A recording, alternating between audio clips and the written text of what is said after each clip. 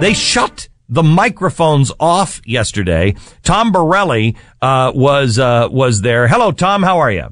Hey, Glenn. How you doing? Very good. Name of your organization, sir? I'm sorry I don't have it written down in front of me. That's okay. Free Enterprise Action Fund and the National Center for Public Policy Research. Two separate organizations. What you do is you're trying to hold people's feet to the fire, these corporations. You're trying to hold their feet to the fire because you think the best way to affect change is to make sure that the companies are responsive to their shareholders, right?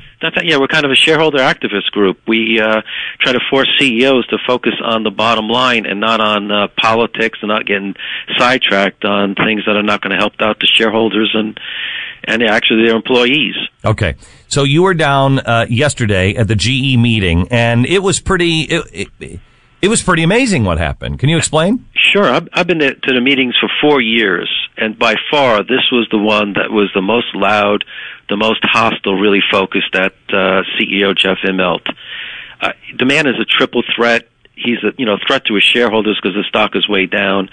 He's a threat to limited government, and he's a threat to liberty. And there were a number of people who stood up and just really criticized him. The poor GE retirees, they were relying on his every breath to keep the dividend, and he said so. He was going to keep the dividend on CNBC, and then 2 weeks later, he cut the dividend, or about 2 weeks later. And these retirees really rely on the dividend income for their retirement. And, these poor older people, they were really outraged.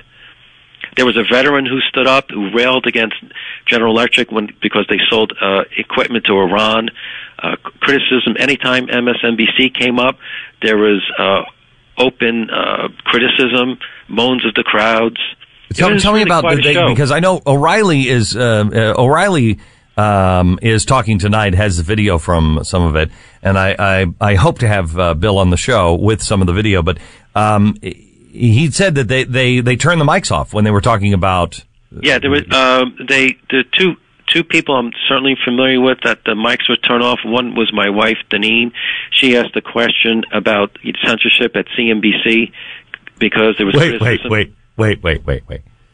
She was asking a question about censorship?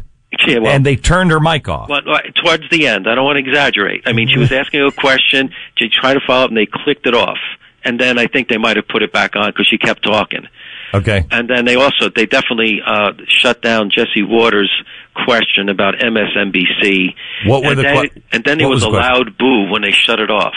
What was the question? The question had to do with hate speech at MSNBC with respect to the Tea Parties. So do you think this made an impact at all? Oh, it absolutely made an impact, and if we keep up the pressure, the board of directors are going to have to get rid of Immelt. They'll have no choice. But it takes more than a few people to do this.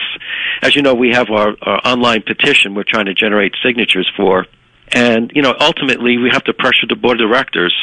The chairman of Procter & Gamble is on GE's board. The man has lost a ton of money for his shareholders, so there's no financial reason for him to be there. And he's going to grow government through cap and trade. There were even questions from cap and trade from the audience. What's really, really disturbing is I really feel sorry for the older people because not only are they getting squeezed with the dividend cut, Immelt's going to raise energy prices on them by lobbying for cap and trade. Did anybody bring up the ties between Green Week and the propaganda on MSNBC and Universal and all of this propaganda that's going on? Or I actually raised that. I also said that what we need to do is have a GE Tea Party to protest against GE because it's such a threat to our freedom. Would that be a Green Tea Party? It should be a Green Tea Party, especially this week. There's everything green in General Electric but money for shareholders. Tom, what does the online petition say? It has 3 points. One, we encourage Immelt never to sell equipment to our enemies like Iran. We tell them that we are against for cap and trade and encourage him to no longer lobby for cap and trade. They're going to raise energy prices and kill the already hurting the economy. And we tell him to bring fair and balance to his media empire. 3 points. www.ge.signrletter.com. All right. Tom Borelli, thank you very much. Thanks, Glenn. Take care. Thanks for your wife. You bet. Bye-bye. I have to tell you, whatever NBC wants to do with their network, I don't care. I mean, how are you selling that thing, man? Have you seen the numbers on the Ed show, Stu? Woof. The what? Yeah. Come on. The who? The who? I know, that's what America is saying.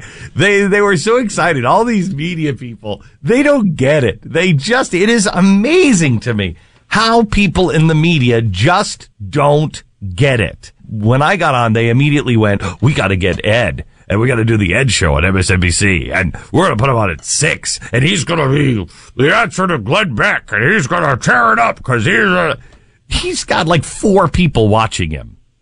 And they don't get it. They just don't get it. Look, you want to put, the left on and, be the left network? I don't really care. I really don't care. That's fine. But when you get into propaganda for your energy company, then I got a problem. Then I have a real problem with it. When you're trying to sell global warming and taxing because of all of this stuff, because you can sell wind turbines, I mean, I don't care if you are against the policies that I'm against on your network. It's your network. You can do that. But without clear disclaimers every time you do a global warming. By the way, our parent company is General Electric, the world's largest manufacturer of wind turbines. We thought we should disclose this to you because we don't want to appear like we're trying to do propaganda to sell wind turbines. But they'll never do that. I don't think that they should be forced to do disclosure. They should want to do disclosure, especially with Keith Olbermann. Obviously, no one's taking that seriously. I'm talking about somebody like Ryan Williams should want to point that out every time. Oh, yeah. You know what I mean? Like, and the NBC News brand, they really should be guarding. If you want to make NBC, a bunch, like a bunch of idiots and whatever. Because of ML, they're not. You really need to separate that, though, if you want NBC News to have credibility. They don't care about the credibility of NBC News. They don't care about fair and balance. They don't care about anything else. NBC is such a small piece of the GE world. They don't care. They are using it as advertisement for General Electric. They are using the news as advertising for General Electric. And that is all he cares about. This is the Glenn Beck Program.